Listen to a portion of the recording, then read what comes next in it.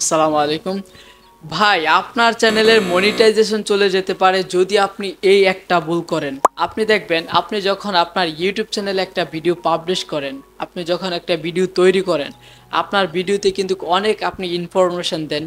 যখন আপনি প্রাইভেট করে পাবলিশ করেন তখন কিন্তু ইউটিউব আপনাকে বলে আপনি ভিডিওটা পাবলিশ করতে পারেন, তখন কিন্তু আপনার কোনো সমস্যা হয় না।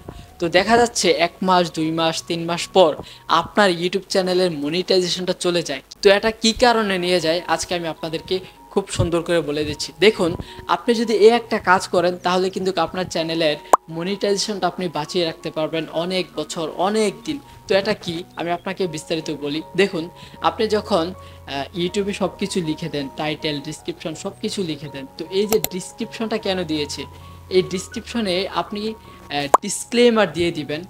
দেখবেন অনেক ইউটিউবার, বড় বড় ইউটিউবার, তারা কিন্তু তাদের ভিডিওতে ডিসক্রিপশনে একটা ডিসক্লেমার দিয়ে দেয় যে এই ভিডিওতে আমি শিক্ষামূলক কিছু দিচ্ছি বা দর্শককে বিভ্রান্ত করার কিছু দিচ্ছি না। তারা কিন্তু সুন্দরভাবে এখানে বুঝিয়ে লিখে দেয়। আবার এই ভিডিওতে কার মিউজিক ব্যবহার করা হচ্ছে, কোন ইফেক্টগুলো ব্যবহার করা হচ্ছে, এগুলো কিন্তু তারা খুব সুন্দরভাবে ডিসক্লেমারে লিখে দেয়। তো আপনি যখন ভিডিও আপলোড করেন তখন কিন্তু আপনি ডিসক্লেমার দেন না।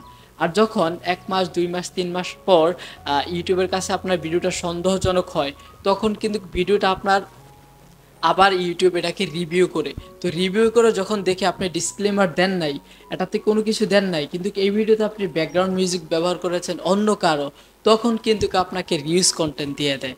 তো এই রিউজ কন্টেন্ট বা আপনার চ্যানেলে মনিটাইজেশন যদি চলে যায়, এরকম সম্ভাবনা থাকে, তাহলে কিন্তু আপনি ডিসক্লেমার ব্যবহার করতে হবে। তো ডিসক্লেমার যদি আপনারা না লিখতে পারেন, না বুঝতে পারেন আসলে এটা কীভাবে লিখবো, তাহলে আপনারা আমার এই ভিডিওর ডিসক্রিপশনে একটা আমি আপনাদেরকে সুন্দরভাবে ডিসক্লেমার লিখে দিয়েছি। এই ডিসক্লেমারটা আপনারা আপনাদের ভিডিওতে ব্যবহার করতে পারবেন, কোনো সমস্যা নাই।